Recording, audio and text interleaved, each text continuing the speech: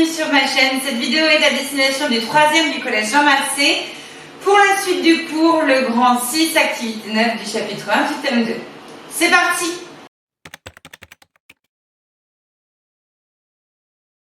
Je vous encourage pour cette vidéo à avoir votre cahier avec vous. N'hésitez pas à aller voir sur le Padlet, le cours est déjà disponible ainsi que l'activité, ainsi que la correction de l'activité. Donc tout ça est disponible en format PDF pour le recopier ou l'imprimer selon votre possibilité et votre choix. En plus de pouvoir mettre pause par exemple pendant la vidéo, n'hésitez pas à revenir vers moi. Ce que nous allons faire dans cette activité, l'activité 9, ce qu'on appelle un échiquier de croisement, c'est un sorte de tableau à double entrée, vous voyez, de colonnes, de lignes. C'est pas très compliqué, mais ça fait partie des méthodos à bien avoir acquis à la fin du chapitre génétique, vous voyez, genre arbre généalogique, vous voyez ce genre de petits méthodos qu'il faut vraiment savoir faire, le savoir-faire qu'il faut vraiment avoir acquis à la fin de ce chapitre, parce que l'échiquier de croisement, c'est pas compliqué, mais il tombe assez fréquemment dans des sujets de brevet, et je dirais même dans des sujets type bac. Si jamais vous continuez au lycée avec de la SVT, sachez que on l'utilise quand même beaucoup, donc c'est pas compliqué, mais si jamais vous avez une difficulté, revenez vers moi et je me ferai un plaisir de vous refaire une vidéo pour vous expliquer. Alors on y va, la suite du cours. Je vous laisse écrire exactement comme on a l'habitude de faire la formation d'une nouvelle information génétique. On continue sur notre lancée où l'activité précédente, nous avons vu que maman de Marion et papa de Marion proposaient des ovules et des spermatozoïdes, et c'était celui-ci ou celui-ci qui avait été sélectionné pour donner Marion avec le groupe sanguin O. Et on avait pu justifier que du coup Marion était du groupe sanguin O parce qu'elle avait eu l'allèle O de papa et l'allèle O de maman au niveau du chromosome numéro 9 du gène groupe sanguin.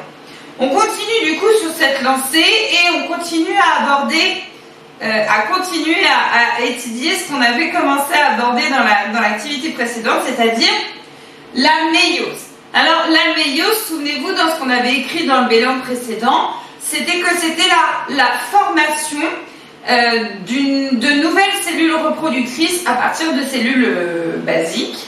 Donc la méiose, c'est le processus génétique qui permet la fabrication de cellules reproductrices. Donc nous allons continuer sur cette lancée pour voir un petit peu tout ça. Il y a un avancement de l'enquête. Pour une fois, je vais vous demander de l'écrire dans le cahier. Donc par rapport à ce qu'on avait l'habitude d'avoir dans le cahier, c'était des petites feuilles polycopiées qui étaient encadrées. N'hésitez pas à l'encadrer exactement de la même manière, histoire que vous ne l'appreniez pas par cœur alors que c'est un avancement de l'enquête et qu'on est bien d'accord que pour le contrôle, ça ne sert à rien. C'est juste pour mettre on continue dans le contenu de notre enquête, mais ce n'est pas du cours, qu'on soit bien d'accord. Finalement interpellée par les policiers alors qu'elle se rendait chez ses parents, Marion rétorque que c'est pas elle en gros. Elle dit que c'est une de ses sœurs qui pourrait être coupable à sa place. Donc du coup, nous, dans cette activité, on va voir si l'alibi de dire c'est pas moi, c'est ma sœur est possible ou pas, est crédible ou pas, et justifié. Nous allons donc, comme je vous le disais, faire un échiquier de croisement, c'est-à-dire un sorte de tableau avec à l'intérieur des schémas. Idéal pour un sujet de brevet, parce que si vous regardez bien, il y a tableau et schéma, titre, légende, tout ça, on vérifie le savoir faire du socle commun, donc c'est pour ça que généralement dans les sujets de brevet, on aime bien. Donc soyez vigilants à bien mettre correctement un titre, bien faire le tableau à la règle si on ne vous le propose pas déjà tracé, et bien faire un schéma de qualité et propre. Encore une fois, il n'y a pas de difficulté là-dedans, mais voilà, on attend d'un élève de 3e que ce soit nickel. Alors, je vais donc vous proposer l'activité suivante qui est disponible sur le Padlet pour ceux qui le veulent l'imprimer. Il y a 3 questions que nous allons réaliser. La première, remplir ce fameux tableau à double entrée, cet échiquier de croisement, afin de déterminer la possibilité que Marion ait une sœur qui partagerait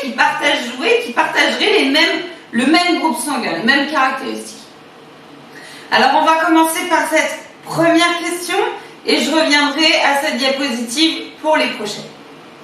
Alors la première question, voici ce fameux tableau à double entrée. On va avoir au niveau des colonnes les différents spermatozoïdes de papa de Marion. Vous voyez que j'en ai préparé que 2 colonnes parce que nous allons uniquement nous concentrer sur la paire de chromosomes 9 qui, comme vous le savez, possède le gène groupe sanguin, le gène qui nous intéresse en l'occurrence. Donc, papa, il est B, mais il est de combinaison allélique BO, donc BO, 2 possibilités. Ensuite, nous avons en ligne les ovules de maman de Marion. Même chose, je vais dessiner. Vous voyez, c'est des schémas en fait, c'est un tableau à schéma.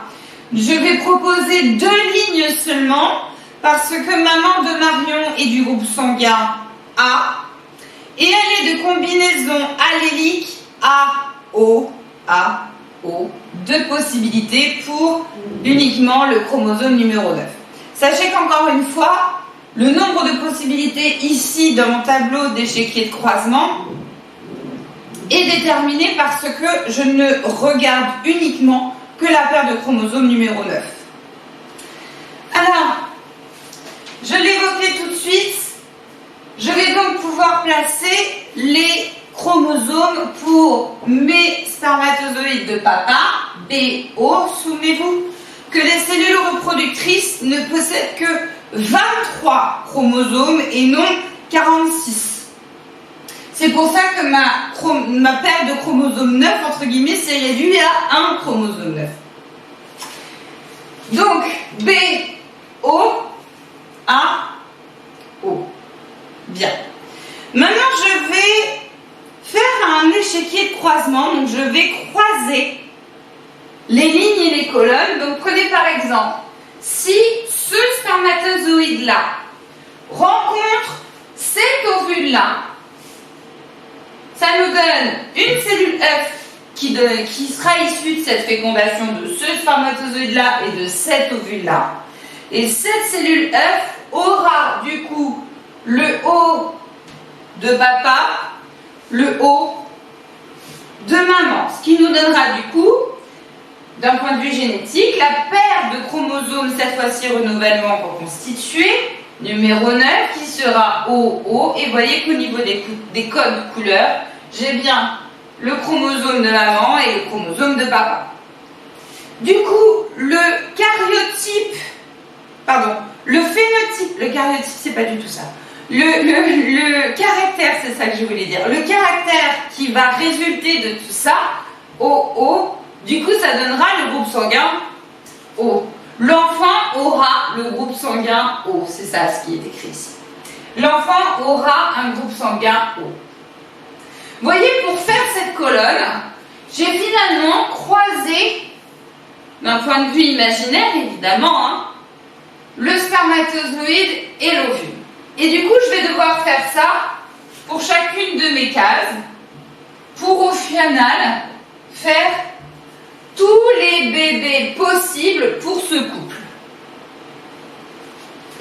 Alors, ça nous donne du coup, pour ce futur bébé possible, le B de papa, le 1 de maman, qui nous donne une combinaison allélique A-B. Cet enfant aura le groupe sanguin AB. Donc ça, c'est une possibilité, encore une fois. Je continue avec l'ensemble de mes possibilités, où je vais voir par exemple ce spermatozoïde-là proposer son allèle O, cet ovule-là proposer son allèle A, donnant du coup la paire de chromosomes numéro 9, AO, et AO, A étant dominant, donc va s'exprimer qu'il soit un ou plusieurs. O est récessif, donc il ne s'exprimera pas dans ce cas-là. Nous avons ici un enfant qui aura le groupe sanguin A. Et enfin, pour finir, cette diapositive où on voit cette dernière possibilité avec ce spermatozoïde donnant l'allèle B, cet ovule donnant l'allèle O, nous donnons alors BO pour la paire de chromosomes numéro 9. Et donc cet enfant aura un groupe sanguin B. Mais alors du coup, la possibilité que Marion ait une sœur ayant le groupe sanguin O. Quelle est cette possibilité? Je rappelle que ces 4 cases correspondent aux 4 possibilités génétiques de ce couple-là d'avoir ces enfants-là. Donc du coup, ça nous fait une case sur 4 ayant le groupe sanguin O. C'est ce qu'on va pouvoir écrire justement. Marion a donc une chance sur 4 d'avoir une sœur possédant le même groupe sanguin. Ok. C'est pas si négligeable. Je vous propose une explication complémentaire. En effet, l'échiquier de croisement de ces deux parents, on a bien un quart de leur fille ayant du groupe sanguin O, un quart de leur fille ayant du groupe sanguin A, un quart de leur fille ayant du groupe sanguin B et un quart de leur fille ayant du groupe sanguin AB. Donc ça, c'est tout ce qui est possible pour ce couple-là en ayant des filles. Voilà pour la question 1. Passons maintenant à la question 2. La question 2, je l'ai dit. Expliquez pourquoi la probabilité que Marion ait une sœur génétiquement identique soit nulle et nulle. Sachant qu'il y a environ 25 000 gènes chez l'homme.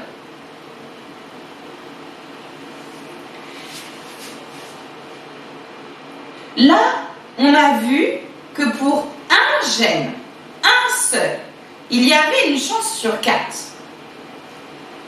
Mais du coup, là, ça fait une chance sur 4 que pour un gène. Maintenant, il faut que je réfléchisse à ça pour 25 000 gènes. C'est énorme. Voici la proposition de réponse que je vous donne, que je vous laisse écrire dans le cahier. La probabilité qu'un individu fabrique 2 cellules reproductrices identiques est quasi nulle. Parce que souvenez-vous, ça va être parmi les deux chromosomes 9 de papa par exemple. B, O. Ça va être le O qui va être parti dans ce spermatozoïde-là. Et c'est lui qu'il nous faut, ce spermatozoïde-là pour donner Marion. Mais là, on vient de faire la distribution au hasard que pour une seule paire de chromosomes. Mais en fait, il faudrait le faire pour tous les chromosomes, avec tous les gènes. Et c'est là où ça devient compliqué parce qu'effectivement, c'est le hasard seulement qui intervient. De plus, il faudrait que parmi toutes les cellules fabriquées, ce soit celles-ci qui interviennent dans la fécondation. Je vous rappelle que lors de l'éjaculation, le garçon, le futur papa, va libérer énormément de spermatozoïdes. Et là, il va y avoir une course, entre guillemets, entre les spermatozoïdes pour celui qui va rentrer le premier au niveau de la paroi, de la membrane de l'ovule qui va permettre cette ovulation. Il y a une course parmi tous ces spermatozoïdes libérés. Donc le fait que ce soit celui-ci de fabriqué qui arrive ici, c'est quasi nul. C'est quasi nul. Alors maintenant, passons à la question 3. La question 3 est: Expliquez le cas où Marion aurait une sœur jumelle, une vraie, qui pourrait expliquer qu'elle soit coupable, la sœur jumelle. Sœur jumelle, une vraie. Ah, voyons voir.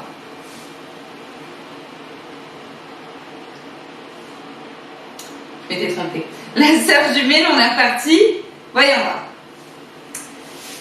Des vrais jumeaux partagent effectivement le même programme génétique. Je vous rappelle qu'ils sont issus de la même cellule œuf qui s'est ensuite séparée en deux individus. Donc c'est bien un spermatozoïde, un ovule. Et lors de la première division, on va le voir dans le cours prochain, lors de la première division, quand la cellule œuf devient deux cellules, et bien là, ça va se diviser en deux individus. Ça ne va pas être un individu à deux cellules. C'est une sorte d'erreur presque, finalement. Et donc là, ça va être divisé en deux cellules distinctes, je le disais, lors de la première division. Les deux cellules vont ensuite poursuivre leur division jusqu'à former un nouvel individu, cette fois-ci génétiquement identique. Et c'est pour ça qu'on dit que les vrais jumeaux sont des clones. Clone veut dire génétiquement identique. Et le principe de multiplication cellulaire va effectivement permettre la formation des cellules contenant exactement la même information génétique. Ce processus de multiplication cellulaire, nous allons le voir la semaine prochaine dans une prochaine vidéo, où nous allons comprendre comment, à partir de cette cellule œuf, on peut devenir un individu pluricellulaire. Comment, à partir d'une seule cellule, j'arrive à en fabriquer beaucoup plus pour donner mon individu. Mais on verra ça pour la vidéo prochaine. Alors concrètement, que faut-il retenir de cette activité? Déjà, à chaque fois je me trompe. Déjà, il y a la définition de la méiose que je vous encourage à prendre. C'est pas obligatoire cette définition, mais je sais que vous avez tendance à apprécier les définitions parce que ça permet de clarifier dans la tête le mot de vocabulaire. La méiose, c'est une double division cellulaire, on l'avait vu dans la vidéo précédente un petit peu déjà, qui aboutit à la fabrication de cellules reproductrices.